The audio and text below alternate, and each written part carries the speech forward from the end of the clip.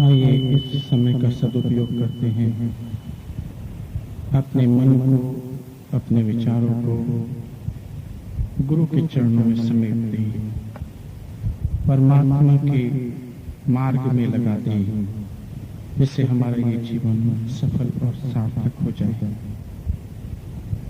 हम एक भजन श्रवण करेंगे और साथ में कुछ ऐसे विचारों को श्रवण करेंगे जो हमें परमात्मा तक ले जाने में सहायक हैं। कोई निजी विचार नहीं है, कोई अपने विचार खास नहीं है। जब जब संत महापुरुष इस संसार में आए और उनकी कृपा के जो शब्द इस संसार के भटकते जीवों पर पड़े, उन्हीं शब्दों को लेकर के आपके समक्ष गुरु महाराज जी की प्रेरणा कृपा से उपस्थित हुए हैं। भजन के शब्द भक्त की अंतर आत्मा की वेदना है। भजन का सुर संगीत किसी फिल्मी धुन से प्रेरित हो सकता है, लेकिन भावना परमात्मा से प्रेरित है, संबंध ईश्वर से है। संसार में जहां पर भी कहीं कुछ अच्छा नजर आता है या अस्तित्व रखता है, उसका सीधा संबंध परमात्मा से है। इसलिए वो अच्छाई किसी गंदगी की ढेर पर भी हो सकती है, वो अच्छाई किसी मंदिर या शिवालय के स्थान पर भी हो सकती है। हर अच्छाई, हर गुण, हर अच्छे विचारों का संबंध परमात्मा से सीधा है। इसलिए उसको परमात्मा के ही निमित्त होना चाहिए। आइए उसी प्रयास को उसकी कृपा के साथ आपके समक्ष इन विचारों को रखते हैं। जरा सोच ले ऐ प्राणी, क्या खोया क्या पाया। आइए श्रवण करते हैं भजन कृष्णा अन्य भाइयों भक्तों के माध्यम से, और इस पर हम अपने विचारों को एकाग्र करते हुए ईश्वर की राह पर चल पड़ेंगे, जहां से लौटने के बाद पुनः जन्म और मरण के बंधन में बंधना नहीं पड़ता है। आइए उस ईश्वर एकमात्र परमात्मा जो समय समय पर इस संसार में शरीर बदल कर आता है, उसके निमित्त उसकी कृपा को पुकारते हुए इस भजन और इन विचारों के साथ अपने मन को बाहर ले जाते हैं, उस संसार के अंतिम पड़ाव तक, उस अनंत में मिल जाने के लिए जहां से हमने किसी दिन यात्रा शुरू की थी। बोलिए श्री सतगुरु महाराज की सच्चे दरबार की जय। बोलिए श्री सतगुरु महाराज जी की सच्चे दरबार की।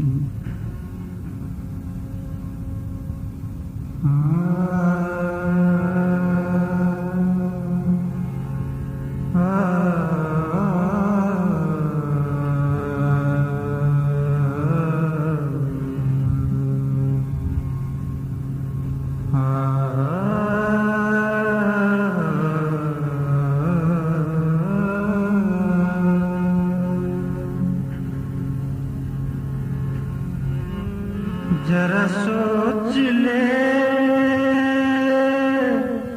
क्या किया क्या खोया क्या पाया। जरा सोच ले क्या किया क्या खोया क्या पाया। जरा सोच ले क्या किया क्या खोया क्या पाया।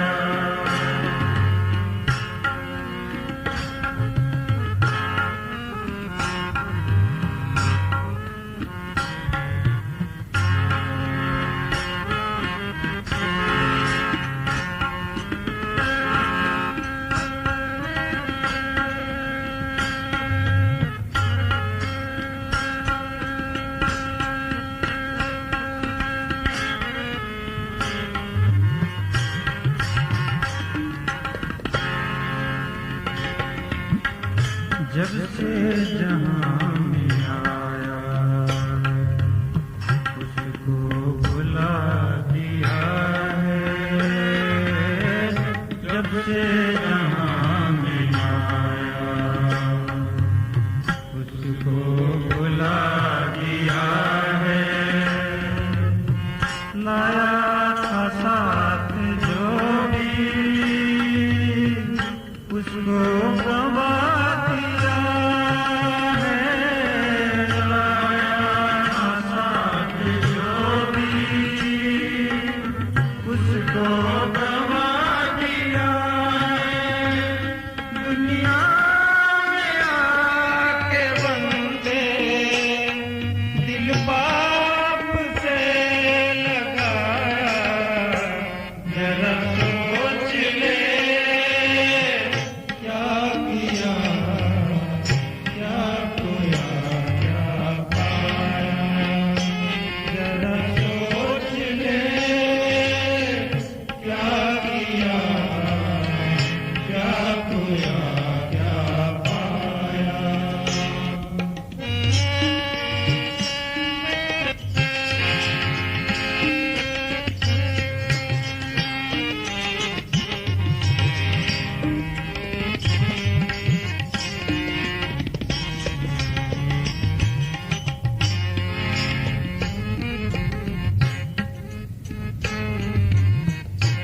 माया में फंस गया तू, सतगुरु शरण न आया। माया में फंस गया तू,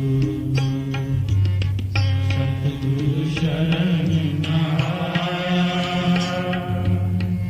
वादा किया था जो भी तुझको न याद आया।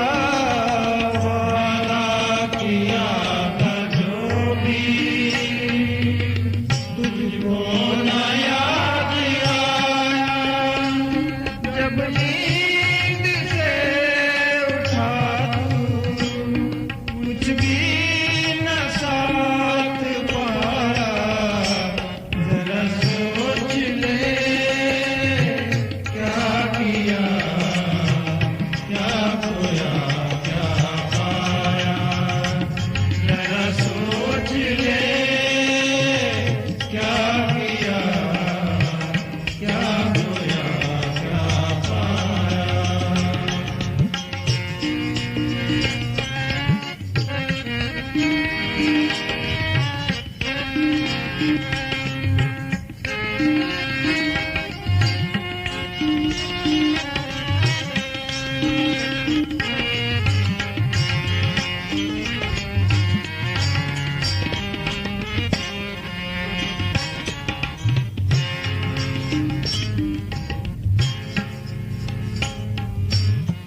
पहली कृपा भई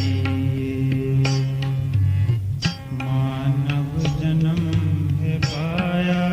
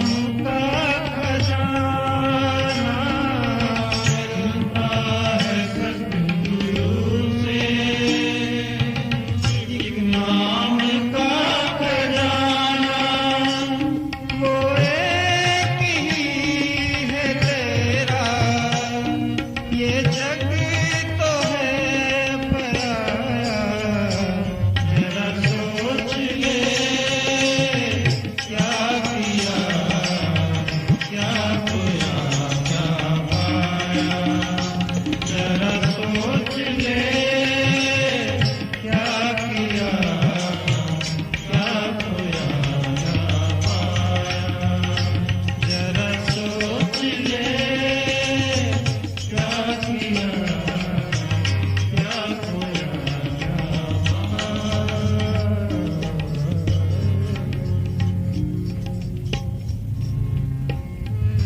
जरा सोच ले क्या किया क्या खोया क्या पाया। मनुष्य को विवेकशील प्राणी कहा गया है, अर्थात उस पे विवेक है। मनुष्य और पशु के अंदर एक ही लक्षण है, मनुष्य विचार कर सकता है, सोच सकता है और निर्णय ले सकता है, लेकिन पशु बुद्धि तो उसमें भी है, लेकिन वो नया के विचार नहीं रख सकता, नई सोच उसमें कोई नहीं है।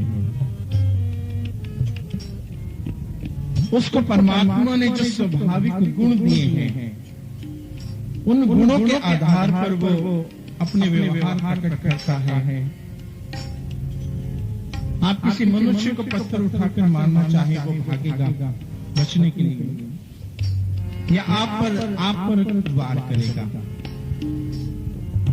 किसी पशु या जानवर को या पक्षी को भी आप पत्थर मारे तो भी भागेगा। सोच बुद्धि दोनों में है, ये स्वाभाविक विचार है, स्वाभाविक गुण है, लेकिन नई सोच को उत्पन्न कर देना, नए विचार रख देना, नई कोई खोज कर लेना, ये पशु पक्षी जानवरों के अंदर नहीं है। बुद्धि तो सब में है, लेकिन विवेक केवल मनुष्य में है, मानव में है। इसलिए महापुरुष परमात्मा के शब्द, महापुरुषों की जो विचार वाणी है, आदेश है, जरा सोच ले क्या किया क्या खोया क्या पाया, ये मनुष्य को है, मानव को है। परमात्मा जानता है कि मनुष्य को मैंने ये गुण दिया है, ये विवेक दिया है। Man is a rational animal. मनुष्य को भी जानवर कहा, लेकिन विवेकशील प्राणी कहा। सारा संसार, इसमें जो भी अस्तित्व रखते हैं, जिनके अंदर चेतना है, उन्हें प्राणी जगत कहा गया है। मनुष्य को विवेकशील प्राणी कहा है। इसलिए महापुरुष इस भटकते मानव को, जो 84 लाख में जिन जिन अनुभवों से गुजरता हुआ वो आया है, इस मनुष्य के शरीर में भी वही सब कुछ कर रहा है। इसलिए उसे एहसास कराया कि तू अपने कोई खास गुण को खो बैठा है, तो अपने खास गुण की खास शक्ति को भूल बैठा है। अगर तुझे याद आ जाए तो तू बहुत कुछ कर सकता है, तू ये जान सकता है कि तू किस लिए संसार में आया था, क्या करने आया था। इसलिए इस भजन का पहला ही शब्द चेतावनी देता है, जरा सोच ले। संसार के विषयों में बहुत सोचा, संसार के विषय में बड़ी आसक्ति रही, संसार के पदार्थों के अंदर बड़ा विचार किया, बड़ा मन लगाया, लेकिन अगर इसका कुछ अंश भी इस विचार में लगा देता, इस सोच में लगा देता कि तू इस संसार में करने क्या आया था, तो तेरा मानुष जन्म, तेरा ये मानव जीवन सफल हो जाता। तुलसीदास जी को पत्नी कहती है कि अगर अंश मात्र भी प्रीति राम से होती तो तुम्हें प्रभु राम मिल जाते। थोड़ा सा विचार आया। ध्रुव को उसकी सौतेली मां कहती है, सुरुचि कहती है, तपस्या करके मेरी कोख से जन्म लेना, तब पिता की गोदी में बैठोगे। थोड़ा सा विचार किया, उस विचार ने एक नया मार्ग प्रशस्त कर दिया। राजा भर्तृहरि को थोड़ा सा विचार मिलता है कि उसकी रानी पिंगला, जिसको वो अत्यंत प्यार करता है, लेकिन वो तो किसी और को चाहती है। एक छोटे से विचार ने उसकी दिशा को बदल दिया और वो ईश्वर के मार्ग पर चल पड़ा। सिद्धार्थ एक वाक्य, एक घटना देखता है कि मार्ग में एक बीमार व्यक्ति चल रहा है, एक बुजुर्ग है और एक मृतक व्यक्ति है, अर्थी जा रही है। एक विचार, थोड़ा सा विचार किया, विवेक जागृत हुआ, परमात्मा के लिए मार्ग प्रशस्त हो गया। इसलिए महापुरुष कहते हैं अपने जीवन की किसी आसपास की ऐसी घटना से अपने विवेक को जागृत कर लेना, जरा सोच लेना और विचार करना कि तूने किया क्या है, अब तक तूने क्या खोया है, क्या पाया है। किसी से पूछा जाए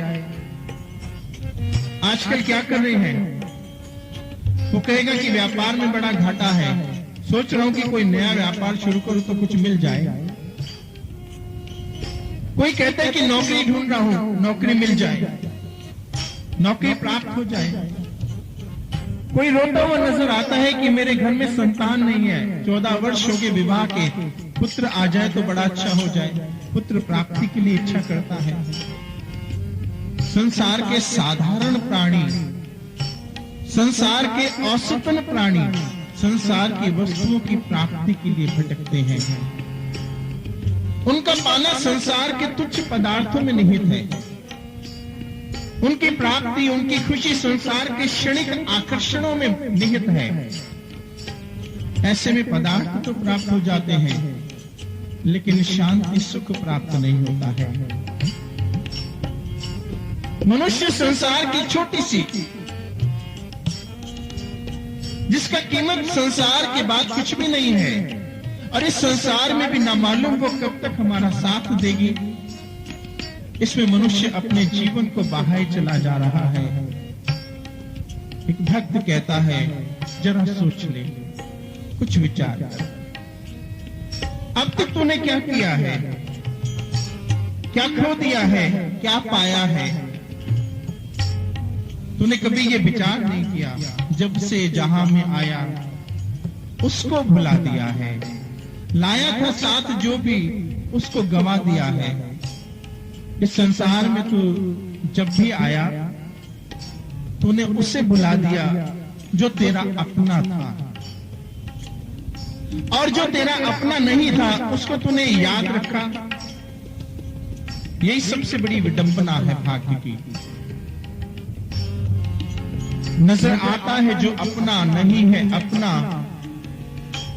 जो सामने नजर आता है वो अपना नहीं है, जो है अपना नजर नहीं आता। जेरे साया हूं उसी शख्स का ऐ प्यारे, जिसका साया नजर नहीं आता। महापुरुष कहते हैं कि जो सामने नजर आता है वो तेरा अपना नहीं है। विचार करना कभी इस बात को। इस संसार में बड़े बड़े बादशाह हुए, कारू जैसा बादशाह हुआ, उसने धन का बड़ा लोभ किया, उसे धन का बड़ा लोभ था। उसका एक ही उद्देश्य था कि संसार का समस्त राज्य का सारा खजाना मेरी तिजोरी में आ जाए, सब कुछ मेरे पास हो जाए। और ऐसे में उसने अपने सैनिकों को दौड़ा दिया और ये कहा कि जहां जहां भी तुम खजाना सोना देखो, सबका सब मेरे पास ले आओ। और उसने ऐलान करा दिया कि किसी के घर के अंदर भी अगर कहीं पर भी सोना नजर आया तो उसको फांसी की सजा दे दी जाएगी। नगर राज्य के हर व्यक्ति ने उस सोने के, उस खजाने को राजा के द्वार तक, राजा के घर तक, महल तक पहुंचा दिया। राजा को तब भी चैन नहीं आया। उसने अपने मंत्रियों की सभा बुलाई और कहा कि हो सकता है कि किसी ने कुछ न कुछ छुपा रखा हो, इसलिए मुझे कोई उपाय बताओ कि रहा हुआ जो भी धन है वो भी सब मेरे पास तक आ जाएगा। तो एक समझदार सियाने मंत्री ने कहा कि महाराज, अगर आप ये मुनादी, ये ऐलान, ये डुगडुगी सारे नगर के अंदर पिटवा दें कि इस नगर के अंदर जो भी कोई एक सोने की अशरफी भी ले आएगा मेरे पास, तो मैं अपना आधा राज्य और अपनी एकमात्र बेटी राजकुमारी का विवाह उसके साथ कर दूंगा। और ऐसे में क्योंकि आपकी बेटी बड़ी सुंदर है और राज्य तो आपका बहुत संपन्न है, सभी संपत्ति भी आपके पास पहुंच चुकी है, इसलिए कोई ना कोई तो जरूर आएगा अगर किसी के पास होगा। राजा ने सोचा कि ठीक है, धन तो निकल जाएगा। मुनादी पिटाई गई और सब जगह यह ऐलान किया गया, एक वृद्ध ब्राह्मण की स्त्री, गरीब परिवार था, उसके बेटे ने कभी राजकुमारी को किसी जलसे में देखा था। वो तब से राजकुमारी की सुंदरता पर बड़ा मोहित था। उसने कहा कि अपनी मां के पास आया और रोने लगा, भोजन छोड़ दिया। मां बड़ा प्रेम करती थी। मां ने कहा, पुत्र बात क्या है? उसने कहा कि मां, मैंने राजकुमारी से विवाह करना है और बड़ा सुंदर अवसर है, तू कहीं से किसी भी तरह से एक सोने की अशरफी ले आ। उसने कहा, बेटा तू कैसी बात करता है? सारे नगर के किसी भी व्यक्ति के पास अब कुछ भी धन नहीं है, एक अशरफी तक नहीं है, चांदी का सिक्का भी नहीं है, इसलिए तू अपनी इस हट को बेकार छोड़ दे रहा है। उसने कहा कि नहीं, या तो मैं मर जाऊंगा या फिर उसे प्राप्त करके रहूंगा। कुछ दिन बीतते चले गए, शरीर दुर्बल होता चला गया। वृद्ध मां को उसकी चिंता सताने लगी। मोह के अधीन उस मां ने, विचारों की आंधियों ने उसको एक हल तक पहुंचा दिया। मां को ध्यान आया, उसने बुलाया कि अभी कुछ ही महीने पहले तेरे पिता का देहांत हुआ है और हमारी परंपरा के अनुसार जिस वक्त वो पिता को जलाया जाता है, तो उस जलाने के बाद और जला देने के बाद फिर उनके अस्थियों को बहा दिया जाता है। और इस नगर के अंदर जिस वक्त बच्चों का देहांत होता है, कोई बच्चा मरता है, तो उनको दबा दिया जाता है मिट्टी में। पिता तो जल गए, लेकिन यहां पर इस राज्य के अंदर बहुत से ऐसे बच्चे हैं जिनको मरने के बाद दबाया जाता होगा। हमारे इस नगर की राज्य की प्रथा है कि वो जो सोने का एक सिक्का उनके मुख के अंदर डाल करके और उनको फिर दबा दिया जाता है। उसने कहा कि अगर तो कोई ऐसे किसी समाधि, किसी कब्र को खोदे और खोद करके उसमें से किसी के मुख में से वो सिक्का निकाल ले, तो तेरा विवाह राजा की पुत्री राजकुमारी के साथ हो सकता है। उसने खोज की, कब्रिस्तान पहुंचा और वहां पर कब्र खोद करके एक मृतक के मुख में से सिक्का निकाला और राजा के दरबार में सभा में पहुंच गया। राजा को कहा कि महाराज, अब मुझे आज्ञा दीजिए कि मैं आपकी पुत्री के साथ विवाह कर सकूं, और ये लीजिए एक सोने का सिक्का। राजा ने कहा कि पहले मूर्ख, मुझे ये बता कि ये सिक्का तुझे कहां से मिला? और उसने कहा कि महाराज, मुझे इस प्रकार से मिला। उसने कहा कि पहले तो इसे बंदी बना लो। और उसने ऐलान किया कि अपने राज्य की, नगर की जितनी भी कब्र हैं, उनको खुदवा करके सबके मुख में से भी वो सिक्के निकाल करके हमारे खजाने में रख दो। लेकिन अंत में उस बादशाह का क्या हुआ?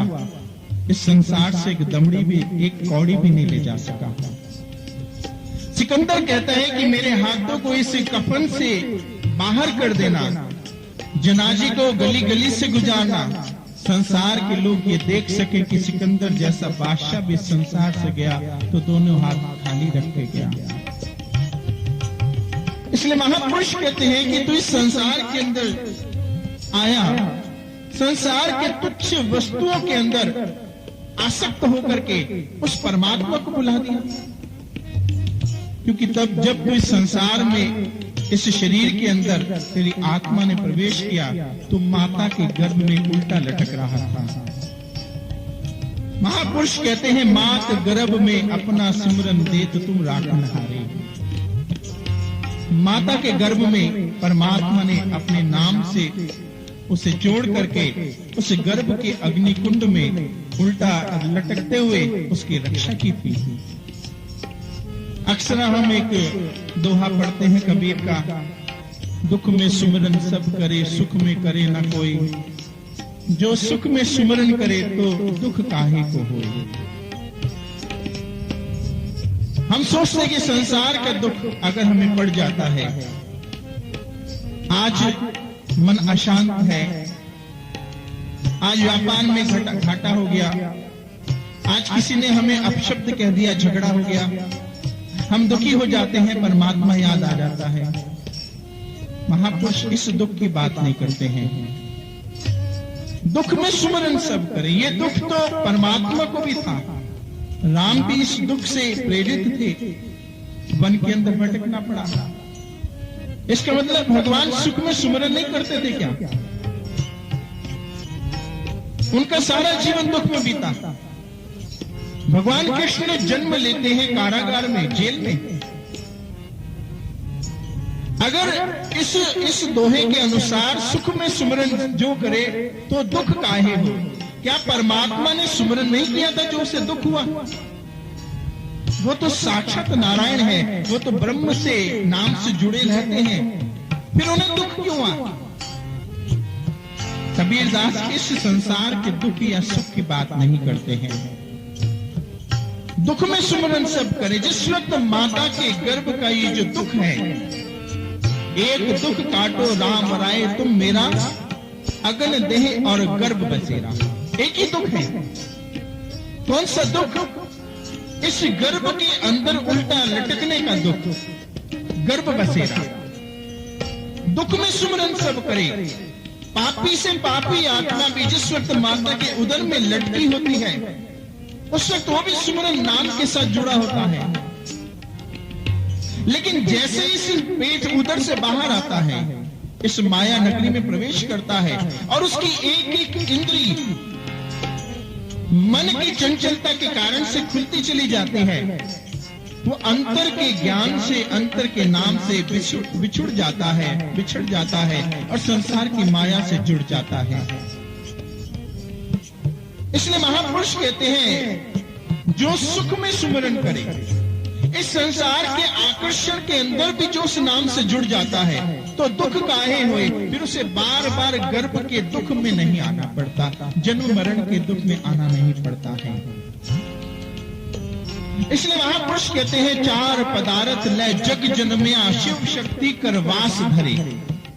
तो चार पदार्थों को लेकर के इस संसार में जन्म लिया था और शिव की शक्ति, परमात्मा का ज्ञान तेरे साथ था। लेकिन जैसे जैसे तू इस संसार की माया में फंसता चला गया, वो ज्ञान तो भूलता चला गया और संसार का मिथ्या ज्ञान तुझे अपनाता चला गया, तो और संसार के अंदर जो साथ लेके आया था तूने उसको गवा दिया। इसलिए भक्त कहता है, दुनिया में आके बंदे दिल पाप से लगाया।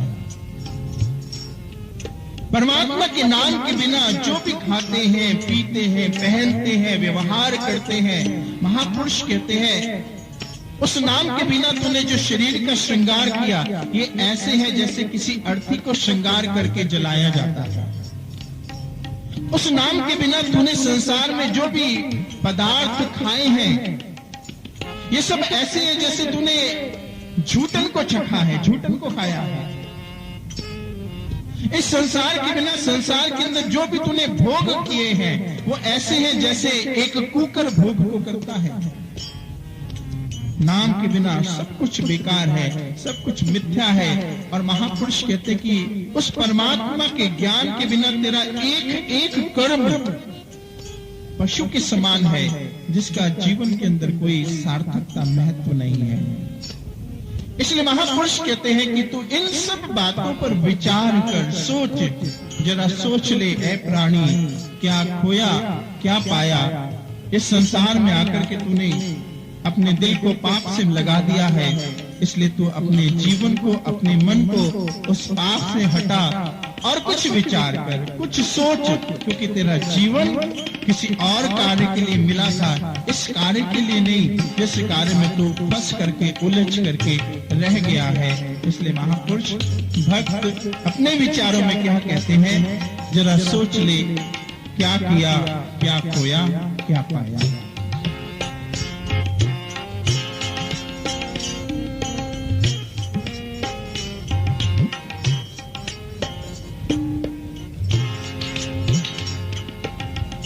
जब से जहां में आया उसको भुला दिया रे।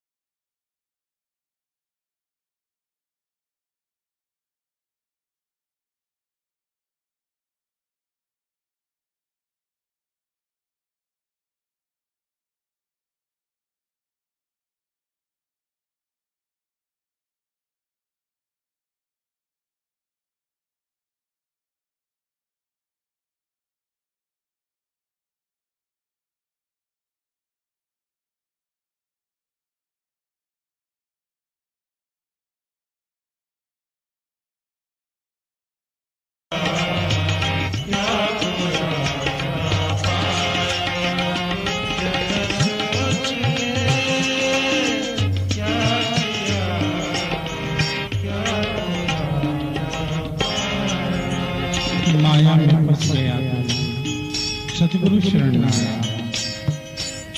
ये माया बड़ी दुष्कर है, बड़ी कठिन है।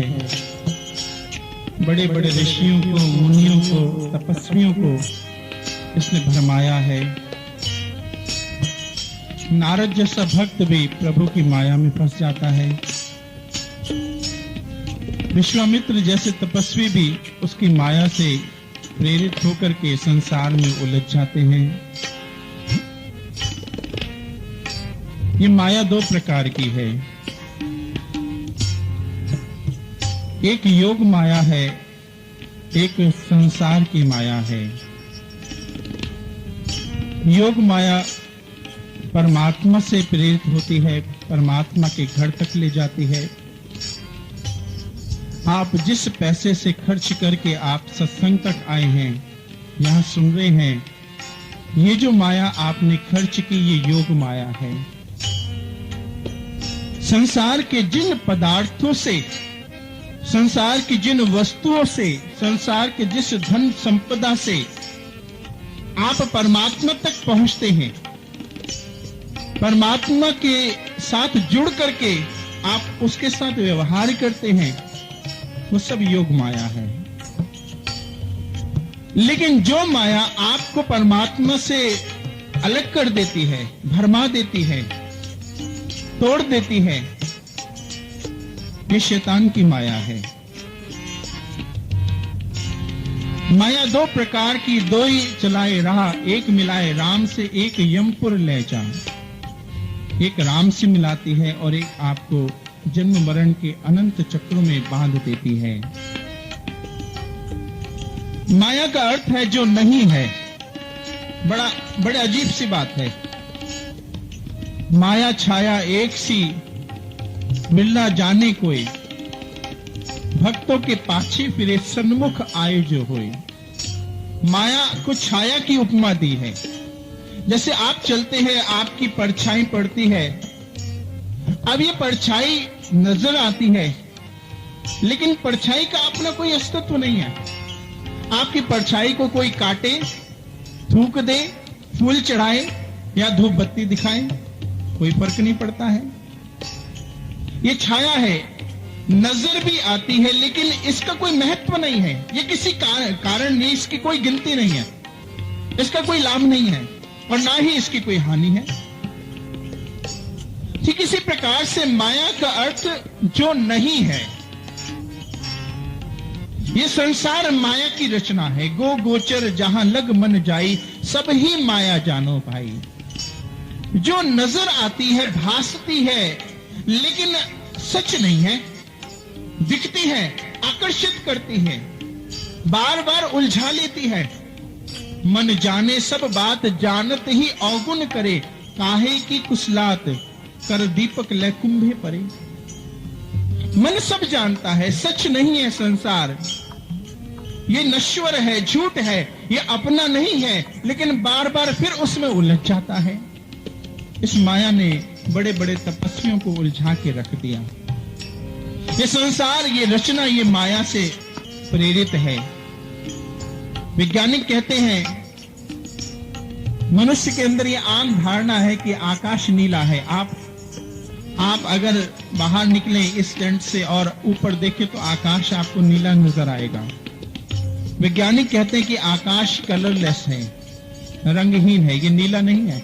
हमें ऐसा लगता है, भासित होता है। अक्सर यह धारणा है कि ये पृथ्वी चपटी है, लेकिन वैज्ञानिक बताते हैं कि ये गोल है। हमारा शरीर हमें नजर आता है, शरीर की सुंदरता नजर आती है, आकर्षित करती है। हमारी वासनापूर्ण नजरें सुंदरता पर अटक जाती हैं। लेकिन वैज्ञानिक कहते हैं कि अगर एक्सरे से देखा जाए तो आपका ये मनुष्य का शरीर एक छोटे छोटे कोहरे के धुएं के कणों के समान नजर आता है। और अगर हमारे स्केलेटन को, हमारे इस शरीर के पिंजर की हड्डियों को अगर निकाल के रख दिया जाए तो आप डरकर भाग जाएंगे। इस शरीर की आकृति बड़ी विभत्स है।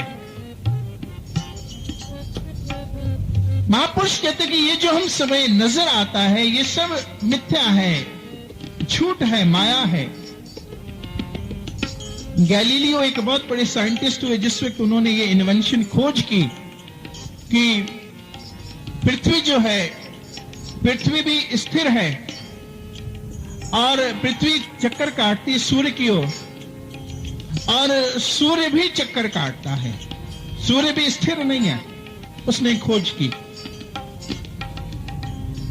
तो जिस वक्त खोज की तो वहां के जो आसपास के जो ईसाई मत को मानने वाले थे, क्रिश्चियंस थे, उनमें हलचल मच गई, क्योंकि बाइबल में लिखा है कि ये पृथ्वी जो है ये सूर्य का पुत्री है और ये सूर्य के इर्द गिर्द घूमती है और सूर्य स्थित है, एक अपनी स्थित कक्षा में स्थित है, स्थिर है, और पृथ्वी चक्कर लगाती है। लेकिन गैलीलियो ने जिस वक्त ये खोज की कि सूरज भी घूमता है, पृथ्वी के आसपास चंद्रमा घूम रहा है और पृथ्वी सूरज के आसपास घूम रही है और ये सूरज भी किसी के आसपास घूम रहा है।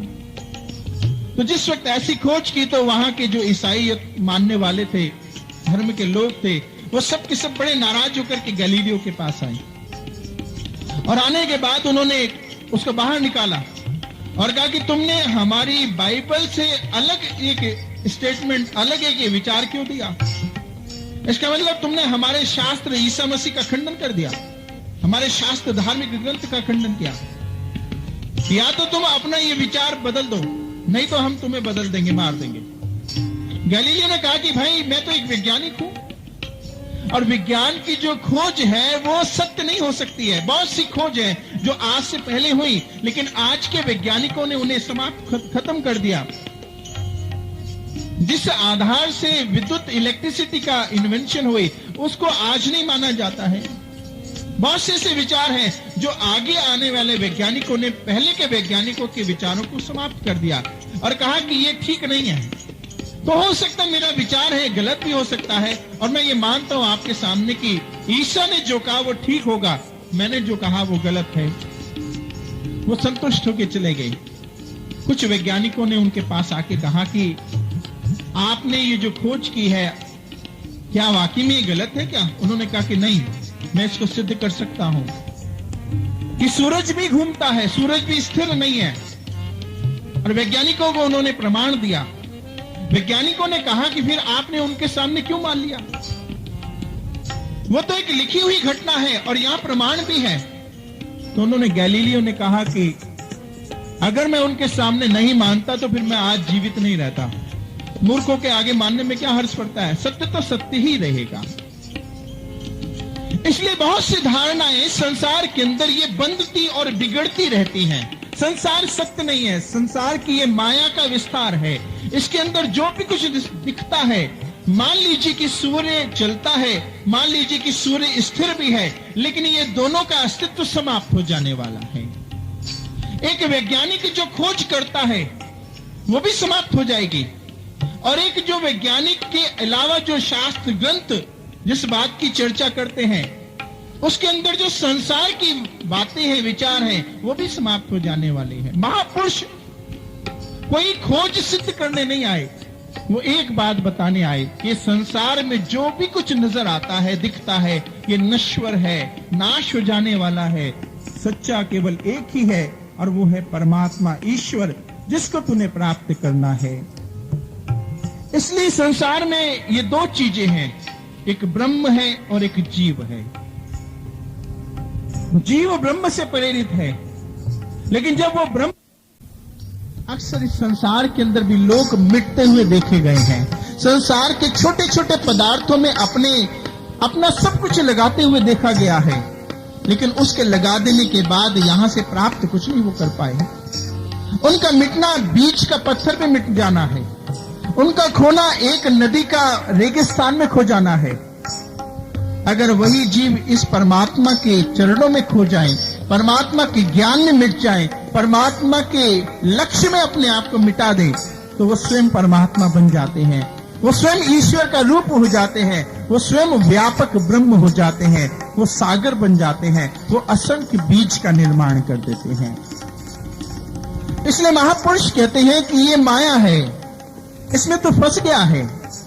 तूने सतगुरु की कभी शरण नहीं ली, तूने सतगुरु के चरण में कभी भी अपने आप को अर्पित नहीं किया, और जो इस गर्भ के अंदर तू वादा करके आया था कि मुझे इस गर्भकुंड से बाहर निकाल दो, मैं आपका नाम जपूंगा, सुमरन प्राप्त करूंगा, इस ज्ञान को प्राप्त करूंगा, बड़ी जल्दी तू भूल गया।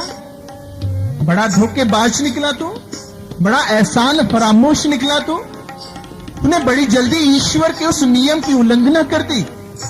सुख पा सकेगा क्या संसार में? कभी नहीं प्राप्त कर सकता है सुख। जो नियम की उल्लंघना, मर्यादा की उल्लंघना कर देता है, उसका संसार में सुख प्राप्त नहीं होता है, आनंद प्राप्त नहीं होता है, क्योंकि संसार के सुख और आनंद का जो दाता है, जो स्रोत है, वो तो परमात्मा है, ईश्वर है। और इस बात का एहसास तुझे जरूर होता है कब? जब नींद से जगा तो कुछ भी ना साथ पाया। इस संसार में स्वामी राम तीर्थ कहते हैं, जिस वक्त एक मनुष्य अपना अंत सफर तय करता है, जिस वक्त वो मरने लगता है, परमात्मा से जुबान को पीछे खींच लेता है, कानों में सुनने की शक्ति क्षीण कर देता है, नेत्रों के अंदर उसकी पुतलियां उलट जाती हैं, और परमात्मा रील चलाता है, उसे दिखाता है कि तू इस संसार में तुझे क्या करने के लिए भेजा था और तू क्या करता रहा। अंत में पछताता है, तड़पता है और इस संसार में अपने जीवन की लीला को समाप्त कर देता है पछतावे के साथ। महाराज जी एक बात कहा करते हैं कि मनुष्य का जन्म जब होता है तो उसका मुख लाल होता है। जैसे ये संसार के अंदर सृष्टि की नया सवेरा होता है तो सूरज भी लाल होता है, और जब सूर्य अस्त होता है, दिन सो छुपने लग जाता है, तो भी सूर्य लाल होता है। लेकिन जिस वक्त जीव मरने लग जाता है तो उसका चेहरा काला पड़ जाता है। कारण सूरज अपने नियम के अनुसार आया, अपने नियम के अनुसार दोपहर में प्रकाश दिया, अपने नियम के अनुसार मर्यादा में रह करके छुप गया। लेकिन ये जीव नियम से जन्म तो लेता है, इसलिए लाल मुख रहता है, लेकिन अपने नियम को पालन नहीं कर पाया, मर्यादा को पालन नहीं कर पाया, उल्लंघना कर दी, इसलिए अंत काल में जाता है तो रोता हुआ जाता है, बिलखता हुआ जाता है, तड़पता हुआ जाता है, और उसका मुख वैसा नहीं होता जैसा जन्म के समय हुआ। वो अपना मलिन और काला मुख लेकर के इस संसार से कुछ करता है।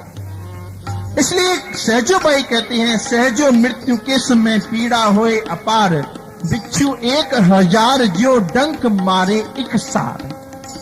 जैसे एक साथ 1000 बिच्छुओं ने एक साथ डंक मार दिया हो, ऐसा कष्ट, ऐसी पीड़ा मृत्यु के समय आती है। लेकिन संत भक्त को ऐसी मृत्यु की पीड़ा सहन ऐसी नहीं आती है।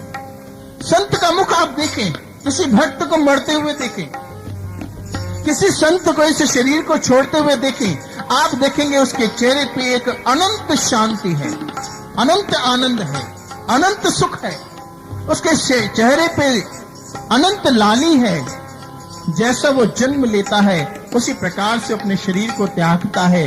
इसलिए कबीर कहते हैं, जिस मरने ते जग डरे, मेरे मन आनंद, मरने ही ते पाइए पूर्ण परमानंद। इसलिए महापुरुष कहते हैं, जिस वक्त रामतीर्थ कहते हैं अंत काल में, जिस वक्त ये मनुष्य मरता है, परमात्मा उसे ये एहसास करा देता है। लेकिन भक्त उस नाम से जुड़ करके संसार से जाता है, उससे पश्चाताप नहीं होता। लेकिन जीव जब उसे पता लगता कि सच क्या था तो पछताता है, इस संसार से जाता है।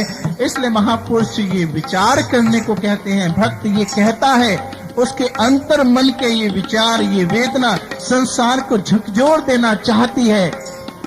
क्या कहती है, जरा सोच ले, क्या किया, क्या खोया, क्या पाया। जरा सोच ले, क्या किया, क्या खोया, क्या पाया। जरा सोच ले, क्या किया, क्या खोया, क्या पाया।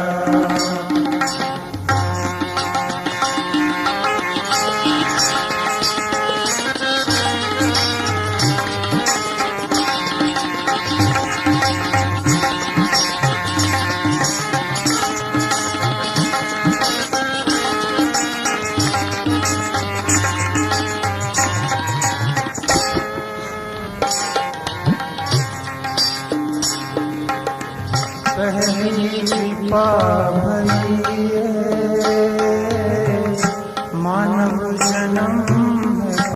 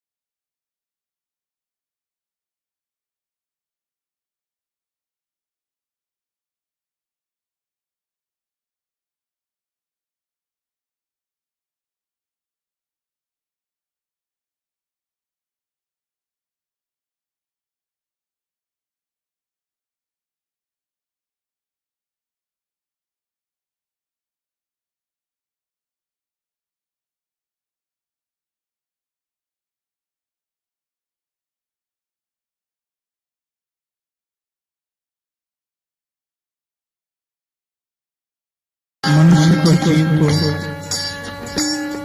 4 कृपा होती है परमात्मा की।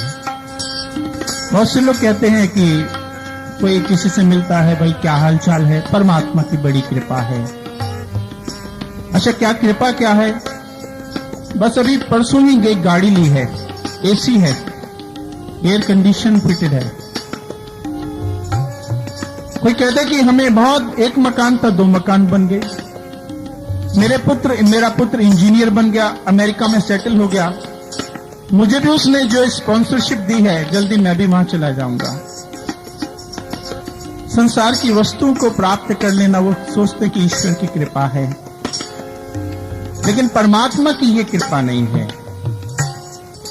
मनुष्य पर, जीव पर ईश्वर की 4 कृपा होती है, सिर्फ 4 कृपा। कौन कौन सी? पहली कृपा है मनुष्य का जीवन मिलना। ईश्वर अंश जीव अविनाशी, चेतल अमर, सहज सुख राशि। ईश्वर का अंश है ये जीव, और उसकी कृपा से मनुष्य का ये जीवन मिलता है। कबहू को कर करुणा नर देही, देत ईश बिन हेत स्नेही। परमात्मा इस देह को बिना किसी कारण की कृपा करके ये जीव को, ये मनुष्य का जीवन मिलता है, ये पहली कृपा है। ये आत्मा 84 लाख योनियों में भोग भोगती हुई भोग योनि है। मनुष्य की योनि के सिवा अन्य जितनी भी योनियां हैं, ये भोग योनि है। आप भोगने को मजबूर हैं। बैल को हंटर पड़ते हैं, ठींगा उसके मारा जाता है, लेकिन बैल दर्द से बिलखते हुए भी बोझा ढोने के लिए मजबूर है। ये भोग योनि है। इसमें आत्मा पुकार करती है परमात्मा से कि मुझे इस 84 के चक्कर से निकाल, मैं तेरा भजन करूंगी, तेरा स्मरण करूंगी, मनुष्य का जीवन दे। इसलिए पहली कृपा है ये शरीर को प्राप्त करना, जो हम सबको मिलता है, हम सब ने प्राप्त किया है। दूसरी कृपा है सत्संग, तुझको समझना आया। दूसरी कृपा है सत्संग, कृपा करे जिस पार ब्रह्म हो वे साधु संग। साधु की संगत, सत्संग जिसे मिल गया, ये दूसरी कृपा है। लेकिन किसी को समझ आता है। घर से निकलने लगे हैं, पड़ोसी ने पूछ लिया कहां जा रहे हो? बस जरा रिश्तेदार से मिलने जा रहे हैं। अचानक पहुंच गए सत्संग में। इत्तेफाक से पड़ोसी को पता लग गया। उसने पूछा, भाई तू तो सत्संग गए थे? अच्छा हाँ जी, वो कभी कभी चले जाते हैं, बड़ी शर्म आती है कभी कभी। संसार के अंदर मनुष्य बुराई करता है, शराब पीता है चौराहे पर खड़े होकर के, उस वक्त शर्म नहीं आती है। बुराइयों में आसक्त रहते हैं, शर्म नहीं आती है। संसार में जिस वक्त हम बुरे कर्मों को छुप छुप करके भी कर लेते हैं, तब शर्म नहीं आती है। हम संसार में जीवन मुखौटा ओढ़ करके चलते हैं, जीते हैं। हमने कई सारे मुखौटे ओढ़ रखे हैं। ऑफिस में हम किसी प्रकार से जीवन जीते हैं, पत्नी के सामने कैसे हैं, बच्चों के सामने कैसे हैं, रिश्तेदारों के सामने कैसे हैं, परिवार के सामने कैसे हैं, पड़ोसियों के साथ कैसे हैं। बड़े तरह के मुखौटे ओढ़ रखे हैं। घर में भयंकर युद्ध हो रहा है, अचानक बेल बजती है, बहुत दूर की मौसी आ जाती है, पति पत्नी दोनों मुस्कुरा के स्वागत करते हैं, जैसे लगता है कि कुछ हुआ ही ना हो। बड़े सारे मुखौटे हैं, और ये मुखौटा धर्म के आड़ में भी ओढ़ा जाता है। ऐसा नहीं कि ये केवल सामाजिक व्यवहार में है। महाराज जी एक घटना सुनाया करते हैं। इंग्लैंड में, लंदन में एक पिक्चर किसी के पिक्चर हॉल में लगी। वो पिक्चर बड़ी अश्लील थी और उसकी बड़ी चर्चा नगर के अंदर पहुंची। उस नगर का एक चर्च था, बड़ा प्रसिद्ध था। उसमें एक बहुत ही प्रसिद्ध पादरी थे। उन्होंने उस चर्चा को सुना। उनके अंतर में भी मन के अंदर ये विचार आया कि मैं भी ये पिक्चर को देख लूं जरा। लेकिन सोचा कि अगर लोग देख लेंगे तो क्या कहेंगे, पादरी होके ऐसी पिक्चर देखता है। लेकिन मन से बड़ा बेकाबू था, बड़ा बेचैन था। उसने एक पत्र लिखा उस पिक्चर हॉल के मैनेजर को कि मैं इस प्रकार से एक बड़ा प्रतिष्ठित पादरी हूं और मैं इस पिक्चर को देखना चाहता हूं, इस फिल्म को देखना चाहता हूं। क्या तुम्हारे पिक्चर हॉल के अंदर कोई ऐसा कोई चोर दरवाजा है जहां से मैं आ जाऊं और मुझे कोई ना देखे, और कोई ऐसा स्थान है जहां मैं बैठ करके पूरी फिल्म देख लूं और मुझे कोई ना पहचान पाए, ना देख पाए? तो मैनेजर बड़ा सूझवान व्यक्ति था। ये जरूरी नहीं कि कोई किसी वेश के अंदर रह करके बड़ा पवित्र है या कोई किसी संसार के दलदल में खड़ा हुआ बड़ा अपवित्र है। पवित्रता संसार की परिस्थितियों पर निर्भर नहीं करती है। पवित्रता संसार के व्यवहार से नहीं आंकी जा सकती है, वो तो मन से संबंधित है। कमल कीचड़ में रह करके भी सूरज से जुड़ा रहता है। इसलिए मैनेजर बड़ा विवेकशील व्यक्ति था, ईश्वर से प्रेरित था। उसने पत्र का बड़ा सुंदर जवाब दिया। उसने कहा कि पादरी साहब, मेरे पिक्चर हॉल में ऐसा स्थान तो जरूर है जहां पर आपको मैं बिठा करके फिल्म दिखा सकता हूं और जहां पर इस संसार की आंखें आप तक ना पहुंचे, लेकिन परमात्मा की आंखों से मैं आपको कहीं पर भी नहीं बचा सकता, इसलिए मुझे क्षमा करें। इसलिए संसार के अंदर मनुष्य छुप करके कर्म करता है, कार्य करता है, ऊपर से बड़ा अच्छा दिखता है, दिखने में तो बड़ा अप टू डेट है, दिखने में तो एक इंजीनियर है, एक डॉक्टर है, दिखने में तो एक आईएएस है, लेकिन अंतर से मन बड़ा मलिन है, अंतर से बड़ा विकृत है।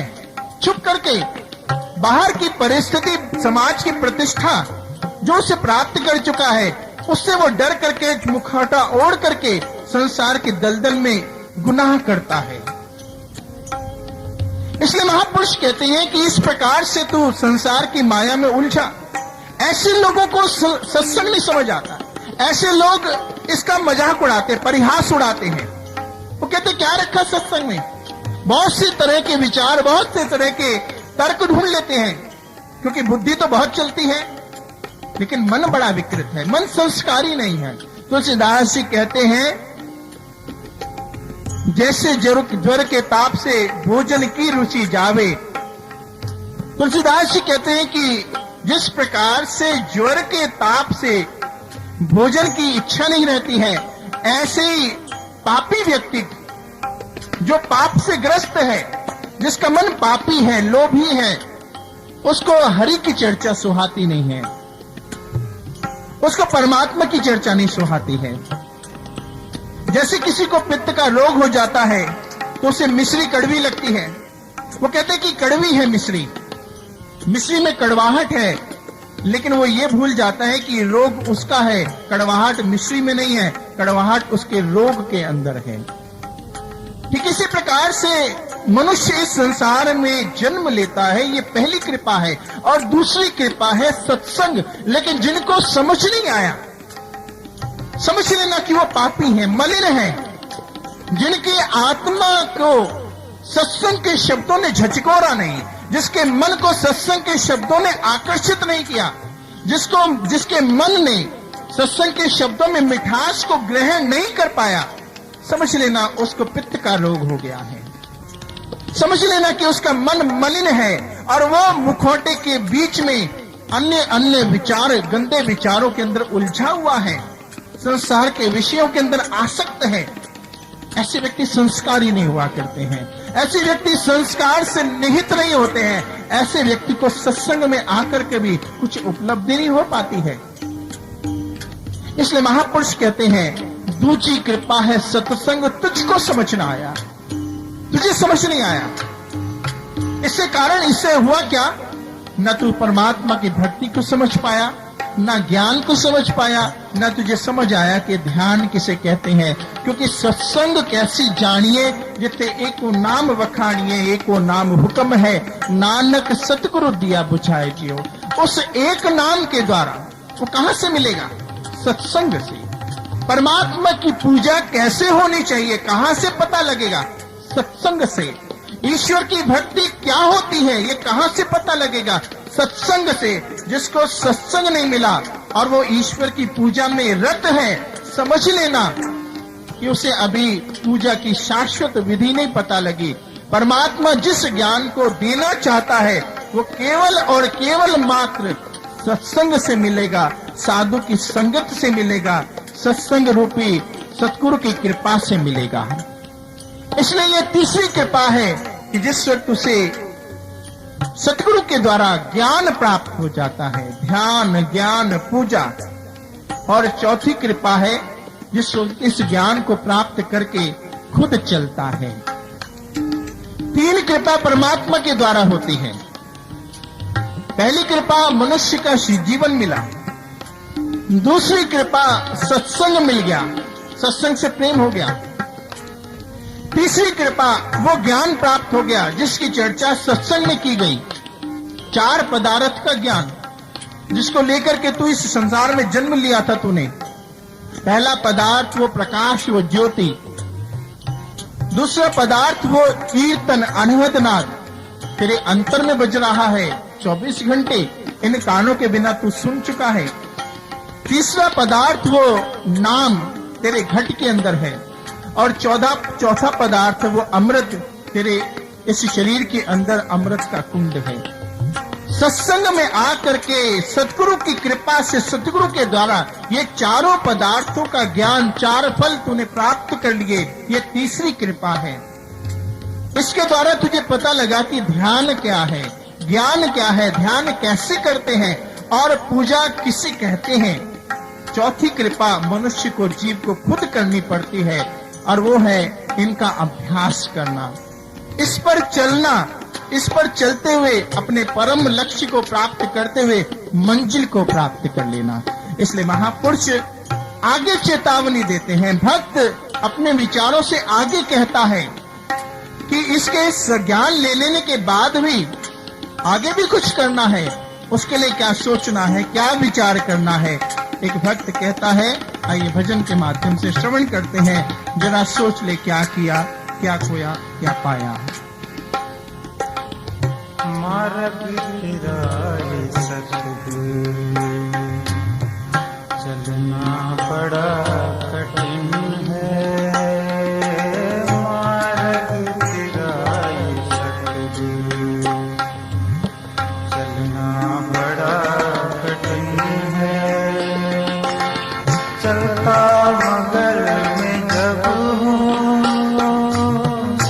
आता मजा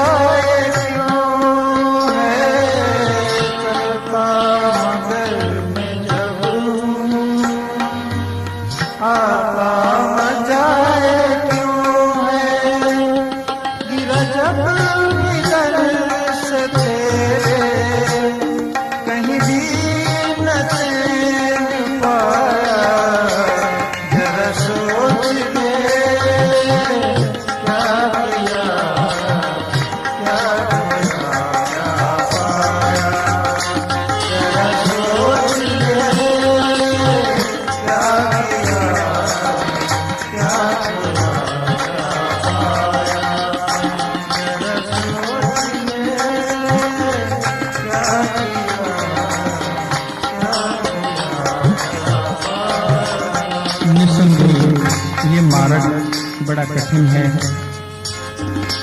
बहुत से लोग कहते हैं कि आप तो कहते थे कि भक्ति बड़ी आसान है, भक्ति बड़ी सरल है, 4 साल का ध्रुव भी कर लेता है, 3 साल का ध्रुव करता है, 4 साल का प्रहलाद भी कर लेता है।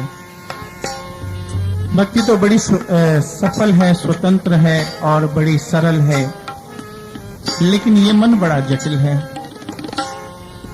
भक्ति तो करना बड़ा आसान है, लेकिन इस कलयुग के चलते पुर्जे इस पापी मन को समझाना बड़ा मुश्किल है।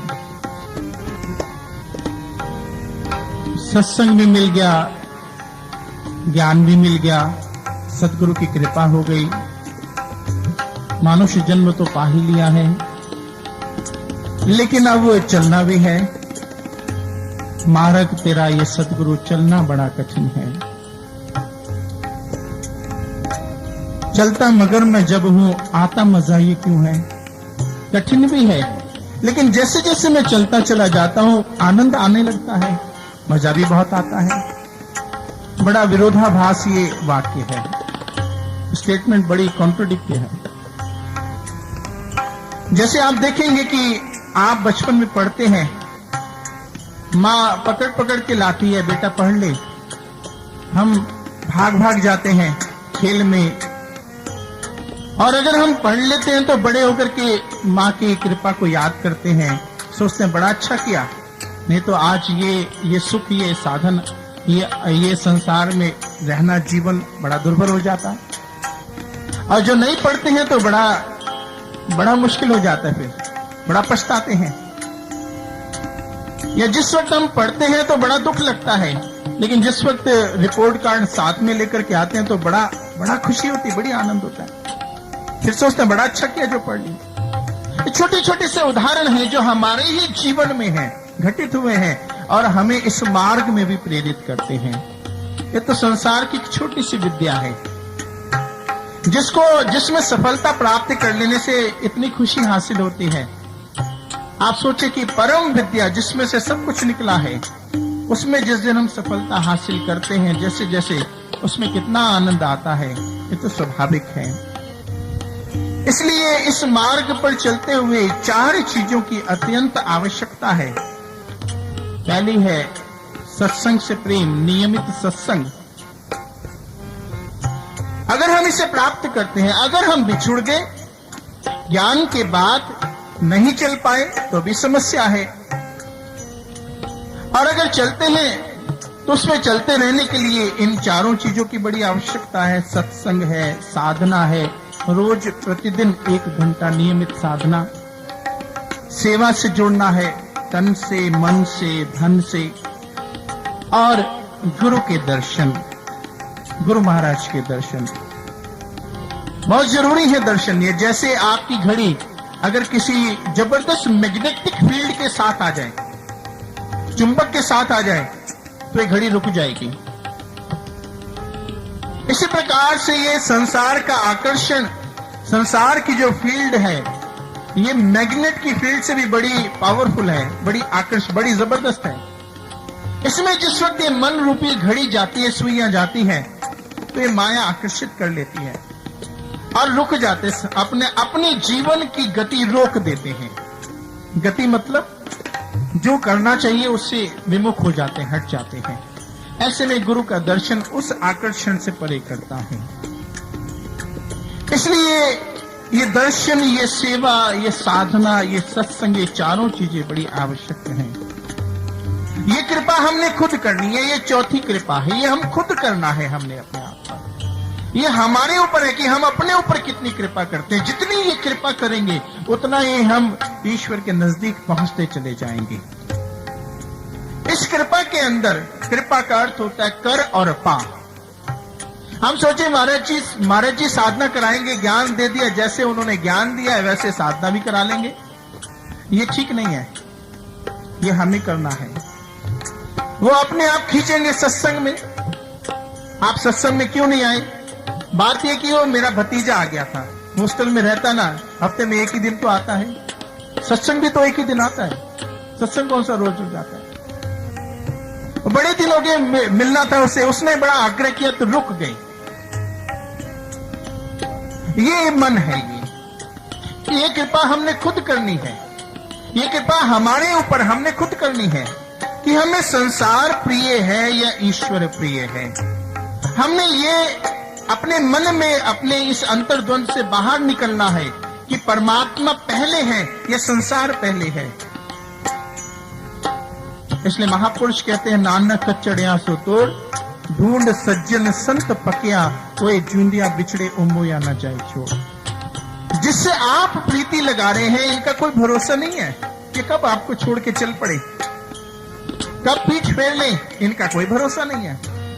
स्वामी राम तीर्थ कहते हैं कि हे परमात्मा, मुझे मेरे मित्रों से बचाना, दुश्मनों से मैं खुद निपट लूंगा। क्योंकि ये मित्र पता नहीं किस वक्त मेरे अपने बनकर मुझे लूट लेते हैं।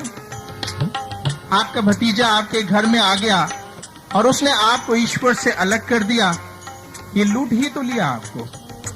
और उससे जो कुछ आपको मिला वो तो माया है, वो सच नहीं है, वो छलना है, वो धोखा है। इसलिए ये आपको निर्णय लेना पड़ेगा, ये आपके ऊपर निर्भर करता है। ये कृपा तो आपने करनी है। आप जितना जितना करेंगे उतना उतना पाएंगे। चरण शरण गुरु एक पैंडा जाए चल, सतगुरु कोट पैंडा आगे हुए लेते हैं। जैसे जैसे आप एक एक कदम बढ़ते हैं, गुरु की कृपा वो एक एक हजार कदम आगे बढ़ के, 1 करोड़ कदम आगे बढ़ करके आपके नजदीक पहुंचता है और ये दूरी मिटती चली जाती है, लेकिन पहला कदम आपका है। इसलिए ये कृपा आपको करनी है। इसलिए इस मार्ग पर चलते हुए जो इन चारों पदार्थ, चारों चीजों को अपने साथ लेकर के चलता है, तो ये उसने किया और वो प्राप्ति, वो कृपा उसको हासिल होती रहती है। और उसका इस मार्ग पर चलना कठिन नहीं है। आंधियां जरूर आती हैं। इस संसार में एक किसान बीज बोता है, धरती पर बीज बोता है। बीज बो देने के बाद अपने घर आ जाता है। अब बीज के बाद उस पर सूरज की रोशनी जरूरी है, लेकिन केवल सूरज की रोशनी से काम नहीं चलेगा, उसको निरंतर पानी भी देना पड़ेगा। गुरु की दृष्टि तो हो गई है, ज्ञान मिल गया है, प्रत्यक्ष उस प्रकाश ईश्वर के दर्शन किए हैं। उसकी कृपा के साथ साथ हमारा निरंतर पानी देना, सत्संग को प्राप्त करना जरूरी है, और निरंतर साधना करना, खाद को देना, यह भी बहुत जरूरी है। इसके साथ साथ किसान इतना ही नहीं करता, जैसे जैसे वो बीज अंकुर बन करके पौधा निकलता है, किसान और सावधान हो जाता है। किसान का पुरुषार्थ जरूरी है। सूरज की कृपा, सूरज का प्रकाश जरूरी है, और वैसे वैसे किसान की सजगता भी जरूरी है। जैसे जैसे आप इस पर आगे बढ़ते हैं, आपको और ध्यान देना पड़ेगा और सजग होना पड़ेगा। बीज लेकर बो देने के बाद ही सब कुछ नहीं हो जाता है। अब किसान उसके आसपास पहरा देने लगता है कि कहीं ये जंगली जानवर आकर के अपने पैरों से इस पौधे को कुचल ना दें। जैसे जैसे आप आगे बढ़ते हैं, आपका इस बीज रूपी, ज्ञान रूपी बीज का अंकुर फूटता है, पौधा पनपता है, आपको कुछ आनंद आने लगता है, कुछ इच्छा, कुछ जिज्ञासा जागृत होती है, आप चलने की प्रेरणा जागृत होती है। वैसे वैसे संसार के अंदर शैतान आकर्षण और खींचते हैं, और ये आकर्षण अपनी ओर खींचते हैं, ये इस पौधे को कुचल देना चाहते हैं। ऐसे में किसान लापरवाह नहीं हो जाता और सजग हो जाता है। अब वो जल्दी जल्दी खेत पर आने लग जाता है, जल्दी जल्दी खेत के आसपास बाड़ लगा देता है कि ये पौधे, ये कोई पक्षी चुग ना जाए इस बीज को। और इसके बाद जैसे जैसे वृक्ष और बढ़ता है, बड़ा होता चला जाता है, वैसे वैसे वो और अपने और समय देने लगता है। किसान की फसल, वो अपनी फसल को लहलाते तभी देखता है जिस वक्त वो अपना अधिक समय खेत में देने लग जाता है। अब घर छूटता चला जा रहा है और खेत नजदीक आता चला जा रहा है। और जिस वक्त खेत की फसल पक जाती है, बड़ी हो जाती है, तो आप देखेंगे किसान रात को भी वहीं रहता है और रहट पर खड़े होकर के, अपने मचान पर खड़े होकर के पशुओं से उस फसल को बचाता है और चारों ओर बाड़ रख करके पहरेदारी करता है, तब उस फसल को प्राप्त कर सकता है। ये तो एक छोटी सी फसल थी जिसकी कीमत संसार के कुछ चंद रुपए हो सकते हैं। एक किसान अपने फसल को बचाने के लिए इतना कुछ करता है, इतना कुछ करता है, कुछ पैसा लेने के लिए। और हमने अपनी इस आत्मज्ञान रूपी पौधे को, आत्मज्ञान रूपी फसल को प्राप्त करने के लिए, अपने जीवन के परम लक्ष्य को प्राप्त करने के लिए, जिसकी कीमत 3 लोक की संपदा से भी महान है, उसके लिए हम कुछ नहीं करना चाहते हैं। हमारी सजगता नहीं रहती है, हमारी सोच नहीं रहती है, हम बड़े अनाड़ीपन से कार्य करते हैं, हम बड़े लापरवाह से इस मार्ग पर चलते हैं। हमारी सजगता, हमारी एकाग्रता संसार के विषयों में जितनी रहती है, उतनी इस मार्ग पर दिखाई नहीं देती है। और जिस वक्त हमारी उपलब्धि को हम प्राप्त नहीं कर पाते हैं, जिस वक्त हमारी फसल ठीक से हमें नजर नहीं आती है, प्राप्त नहीं होती है, तब हम जाकर के गुरु से दोष लगाते हैं और गुरु को कहते हैं, गुरु से पूछते हैं जाकर के कि ऐसा क्यों हुआ। गुरु क्या कारण बताएगा? अपने अंतर मन में झांक के देखो, कारण तुम्हें खुद नजर आ जाएगा। क्या आप उस पर चले? क्या आपकी सजगता रही? क्या आपकी एकाग्रता रही? क्या आपको अपनी फसल से प्रेम था? हम प्राप्ति बहुत कुछ करना चाहते हैं, लेकिन कार्य कुछ भी नहीं करना चाहते हैं। हमारी सेवा थोड़ी, मांगन बोथा। हम मांगते बहुत हैं, चाहते बहुत कुछ है। हम चाहते कि संसार की गुरु की समस्त कृपा हमको मिल जाए। हम चाहते कि गुरु की समस्त कुछ प्राप्ति हम पर हो जाए, लुटा दे वो सब कुछ। लेकिन अपने अंतर में झांक के देखिए, हम कितना करते हैं। हम अपने आप को दोषी पाएंगे, हम अपने आप को पापी पाएंगे, हम आपको कृतज्ञ पाएंगे, अपने आप को हम एहसान फरामोश पाएंगे कि जिस ज्ञान को उसने बिना किसी कारण के, बिना किसी कीमत के दे दिया, उसको हमने ठीक से हम संभाल नहीं पाए, रख नहीं पाए, उस बीज को हम सुंदर फसल का रूप नहीं दे पाए। इस पर भी गुरु कृपा करता है और वो हमें बार बार उस मार्ग पर चलाने का प्रयास करता है। इसलिए महापुरुष कहते हैं कि जो इस प्रकार से चलता है, सजग होके चलता है, जो सत्संग से प्रेम रखता है, जो ज्ञान के ऊपर पथ पर चलता है, जो नियमित गुरु के दर्शन करता है, जो अपनी सेवाओं को गुरु घर से जोड़ता है, जो अपने मन को एकाग्रता से लगाता है, जिसे संसार से पहले ज्ञान है, जिसके जीवन में, जिसके मन में संसार से पहले वो मार्ग है, जिसके जीवन के अंदर, जिसके मन में संसार के तुच्छ पदार्थों से पहले वो परम आत्मज्ञान है, उसका चिंतन, उसकी चिंता है, उसके लिए मार्ग कठिन नहीं है, उसके लिए मार्ग बड़ा सरल है, बड़ा आसान है। इसलिए महापुरुष कहते हैं कि जो जो चलता गया, जो बिछुड़ गया, वो तो जरूर फिर दोष वैद्य पर लगा देता है, लेकिन जो जो चलता रहा वो ये जानता रहा, कठिनता के बाद भी, मुश्किलों के बाद भी इसमें आनंद बहुत है, मजा बहुत है। जैसे जैसे वो आगे बढ़ता गया, उसे और आनंद आता गया, और मजा आता गया, और उसके जीवन के अंदर धैर्य, आनंद, संतुष्टि, सुख पनपता चला गया। इसलिए महापुरुष इस भक्त के विचार हैं कि ये जैसे जैसे मैं चलता हूं मुझे आनंद, सुख मिलता है, और मैंने ये देख लिया, जान लिया, गिरा दर से जब भी तेरे। जब मैं इस प्रोसेस से, इस मार्ग से, तेरे घर से, तेरे चरणों से मेरा मन हटा, मैं हटा, तब तक मुझे इस संसार में दुख मिला है, शांति नहीं मिली मुझे। क्योंकि शांति, सुख, आनंद तो उस मार्ग से जुड़े रहने में है, उस गुरु के चरणों से जुड़े रहने में है। इसलिए ये विचार है, गिरा दर से जब भी तेरे, कहीं भी ना चैन पाया। इस संसार में कहीं चैन नहीं है, अगर चैन है तो इस ज्ञान के साथ जुड़ के रहने में, आनंद है तो इस मार्ग पर चलने में, गुरु के चरणों में। इसलिए एक ही विचार है, जरा सोच ले, क्या किया, क्या खोया, क्या पाया। अब भी विचार कर ले, अब भी सोच ले। सुबह का भूला सांझ को घर आ जाए तो भूला नहीं कहलाता है। तेरी मंजिल यही है, तेरा रास्ता यही है। सूरदास कहते हैं, मेरो मन अनंत कहाँ सुख पावे, जैसे उड़ी जहाज को पंछी फिर जहाज पे आवे।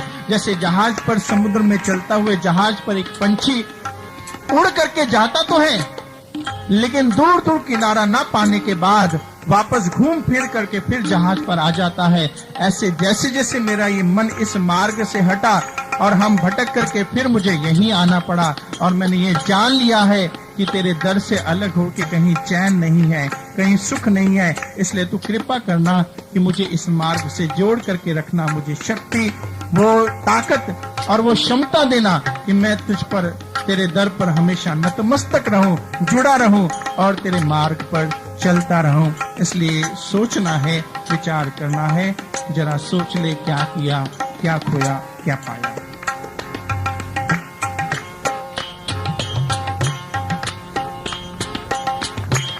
अभी समय है बंदे, घर कुछ है तूने पाना, अभी समय है बंदे, घर कुछ है तूने पाना।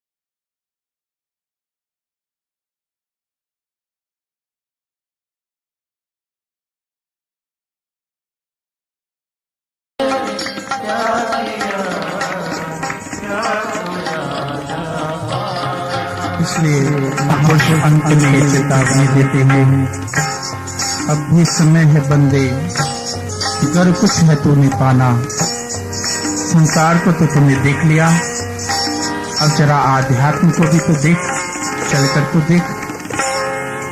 चलेगा तो पाएगा, पहुंचेगा तो पता लगेगा कि उसमें आनंद कितना है, रस कितना है। समुद्र के किनारे खड़े रह करके तो सिप्पियां हासिल लाती हैं, मोती तो समुद्र की गहराई में ही मिलते हैं। चाहना तो करता है मोतियों की और पानी से डरता है। महाराज जी एक घटना सुनाते हैं कि एक बार एक स्विमिंग पूल तरण ताल के अंदर, स्विमिंग पूल के किनारे पर एक व्यक्ति खड़ा था और बार बार इधर उधर घूम के लोगों को बता रहा था, अरे ऐसे नहीं, ऐसे तैरो, बटरफ्लाई करो, जो भी तैरने की जो विधियां होती हैं, ऐसे तैरो, ऐसे तैरो। तो किसी ने पूछा भाई ये कौन है? उसने तो दूसरे ने बताया कि इसने तैराकी में पीएचडी की हुई है।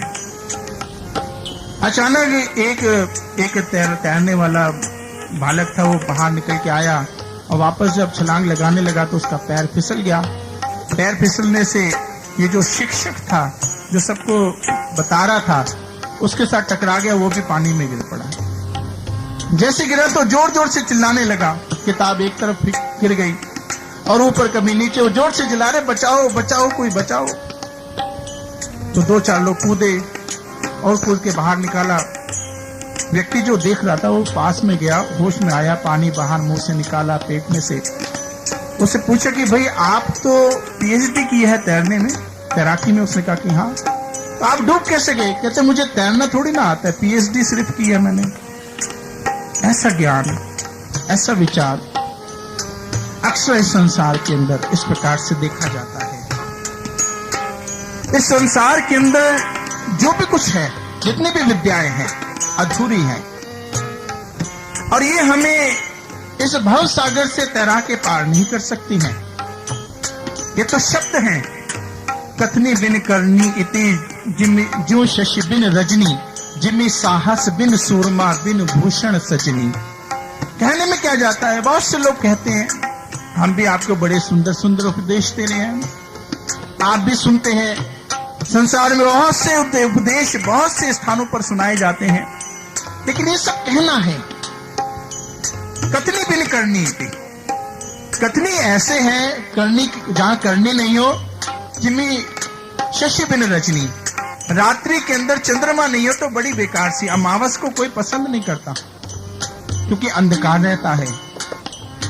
जिमी साहस बिन सूरमा, एक कांगड़ी पहलवान है, देह बड़ी पतली दुबली है और वो किसी बहुत बड़े पहलवान को जाकर के ललकार दे, आजा तुझे देख लूंगा, तो बड़ा हंसी आएगी। अचानक उसके पैर में से कोई चूहा गुजर के जाता है, वो घबरा करके भाग जाता है। साहस नहीं है लेकिन सूरमा कहलाए अपने आप को। बाज जुलावे पालना, बालक नहीं माही, वस्तु बिही ना जानिए जहां करनी नाही। जैसे एक स्त्री है, एक सुंदर स्त्री है, दुल्हन है, और दुल्हन को ले जाया जा रहा है, लेकिन उसका श्रृंगार नहीं है, भूषणों से वो सजी हुई नहीं है, सजनी तो है लेकिन भूषण नहीं है, तो बड़ी अजीब सा लगेगा। ऐसे ही इस संसार के अंदर एक स्त्री है जो बांझ है लेकिन पालना को झुला रही है। ऐसे ही महापुरुष कहते हैं कि जहां पर करनी नहीं है वहां कहने का कोई लाभ नहीं, कथनी के कोई अर्थ नहीं। इस संसार में हम जो भी कुछ करते हैं, चाहे वो भक्ति के संबंध में करते हो, चाहे संसार की वस्तुओं के संबंध में करते हो, ये केवल कथनी है, इसके अंदर सार नहीं है, एसेंस नहीं है, इसके अंदर रस नहीं है। ये गन्ने के चूसने के समान है, शुरू में रस लगेगा लेकिन अंत में फीका है। आपको थूक देंगे, आपको थूकना ही पड़ेगा। मन की चंचलताएं समाप्त नहीं हुई लेकिन इंद्रियां समाप्त हो गई।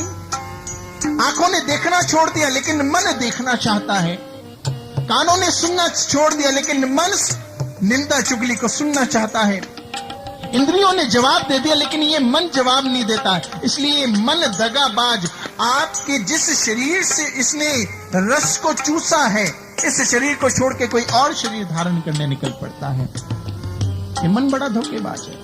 इसलिए इसके मन में नहीं, अब भी समय है बंदे, समय है अभी भी। अगर कुछ है तुझको पाना, इस संसार में तुझे कुछ नहीं मिला, अगर कुछ पाना चाहता है, जीवन की अंतिम चार श्वास रहते हुए भी इस ज्ञान को यदि मनुष्य प्राप्त कर ले, तो हमारे शास्त्र ग्रंथ कहते हैं कि इस संसार में तुझे फिर 84 लाख योनियां का जो बंधन है समाप्त हो जाता है। बार बार तुझे फिर ये मनुष्य का शरीर मिलता है और फिर तुझे इस ज्ञान को प्राप्त होगा तुझे, और फिर तू इस ज्ञान पर चलते हुए अपने इस अनंत मार्ग की इस यात्रा को तू चलता चला जाएगा, इस भक्ति को प्राप्त करते हुए, केवल 4 श्वास पहले भी। इसलिए महापुरुष कहते हैं कि मिलता है सतगुरु से बस एक नाम का खजाना। अगर ज्ञान मिल सकता है, भक्ति मिल सकती है, तो गुरु से, सतगुरु के बिना संसार में भक्ति नहीं प्राप्त हो सकती है। गुरु के बिना जो हम भक्ति करते हैं वो मन के द्वारा की भक्ति है, लेकिन गुरु के द्वारा जो भक्ति मिलती है वो परमात्मा की इच्छा के द्वारा मिली है। परमात्मा के अधीन, परमात्मा के निमित्त जो भक्ति का जो मार्ग मिला है वो ईश्वर से प्रेरित वो भक्ति है, और संसार में जो हम भक्ति करते हैं वो मन से प्रेरित है। इसलिए अब भी समय है, वो ज्ञान, वो तुझे खजाना मिल सकता है, लेकिन तुझे उसको प्राप्त करने के लिए गुरु के शरणागत होना पड़ेगा। और ये जान ले वो एक ही है तेरा, इस संसार के अंदर भी तेरा है, संसार में मरने के समय भी तेरा होगा और मरने के बाद भी वो तेरा रहेगा। एक वही है जो सच्चा अपना है और वो अपना संबंधी है, वो अपना साथ निभाता है। इस संसार के लोग तो संसार में ही साथ छोड़ के चल पड़ते हैं, लेकिन वो परमात्मा, वो गुरु है, सतगुरु है, जो इस संसार में भी साथ देता है, मरते वक्त भी साथ देता है और मरने के बाद भी वो हमारे साथ रहता है। इसलिए ये विचार है, ये सोचना है, जागना है। जाग ले हु रे मना जाग ले हु, कहाँ गाफिल सोया, जो तन उपजिया संग भी सो भी संग ना होया। तेरे जीवन की दौड़ अंधी दौड़ है, संसार में तुझे कुछ नहीं मिलेगा। आज तक तो किसी को मिला नहीं है, आज के बाद भी किसी को मिलने वाला नहीं है, फिर तू क्यों उलझा है?